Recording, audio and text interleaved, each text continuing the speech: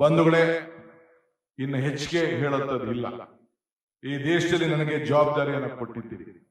ಈ ರಾಜ್ಯದಲ್ಲಿ ನನಗೆ ಜವಾಬ್ದಾರಿಯನ್ನು ಪಕ್ಷ ಕೊಟ್ಟಿದೆ. ಈ ರಾಜ್ಯವನ್ನು ಮುನ್ನಡೆಸಲಿಕ್ಕೆ ನೀವೆಲ್ಲ ಅವಕಾಶವನ್ನ ನಮ್ಮ ಪಕ್ಷ ಕೊಟ್ಟಿದೆ. ನನ್ನ ಮೇಲೆ ನೀವು ಮತ್ತು ನಮ್ಮ ರಾಷ್ಟ್ರೀಯ ನಾಯಕರುಗಳು ಎಲ್ಲ ಸೇರಿ ವಿಶ್ವಾಸವನ್ನು ಇಟ್ಟಿದ್ದೀರಿ. ಇವತ್ತು 6 ಗ್ಯಾರಂಟಿಗಳನ್ನ 5 ಗ್ಯಾರಂಟಿಗಳನ್ನ ನಡೆಸ್ಕೊಂಡು ಬಂದಿದ್ದೇವೆ. ಯಾವ ಕಾರಣಕ್ಕೂ ನಮ್ಮ ಗ್ಯಾರಂಟಿಯನ್ನು ಯಾರು ಕೂಡ ನಿಲ್ಲಿಸಲಿಕ್ಕೆ ಸಾಧ್ಯ ಇಲ್ಲ, ನಾವು ಕೂಡ ನಿಲ್ಲಿಸೋದಿಲ್ಲ ಅನ್ನೋ ಮಾತನ್ನ ಈ ಸಂದರ್ಭ ಹೇಳಲಿಕ್ಕೆ ನಾನು ಬಯಸ್ತಾ ಇದ್ದೇನೆ.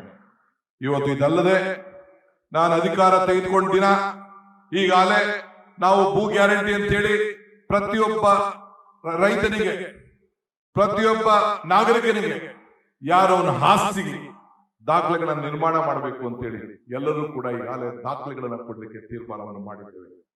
ಹಳ್ಳಿಗಳಲ್ಲಿ, ಗ್ರಾಮಗಳಲ್ಲಿ ಯಾವ್ದಾದ್ರು ಗ್ರಾಮಗಳನ್ನ ಗುರುತಿಸ್ಲಿಕ್ಕೆ ಆಗಲಿಲ್ಲ, ದಾಖಲೆಗಳು ಸರಿ ಇಲ್ಲ, ಬಿ ಖಾತೆಯಿಂದ ಎ ಖಾತೆ ಮಾಡಿ, ಈ ಖಾತೆ ಮಾಡಿ, ಎಲ್ಲರೂ ಕೂಡ ಅವನ ಆಸ್ತಿಗಳನ್ನ ಹಕ್ಕನ್ನ ಉಳಿಸ್ಲಿಕ್ಕೆ ಇವತ್ತು ಯಾವ ಸರ್ಕಾರ ಕೂಡ ತೀರ್ಮಾನ ಮಾಡಕ್ಕಾಗಲಿಲ್ಲ.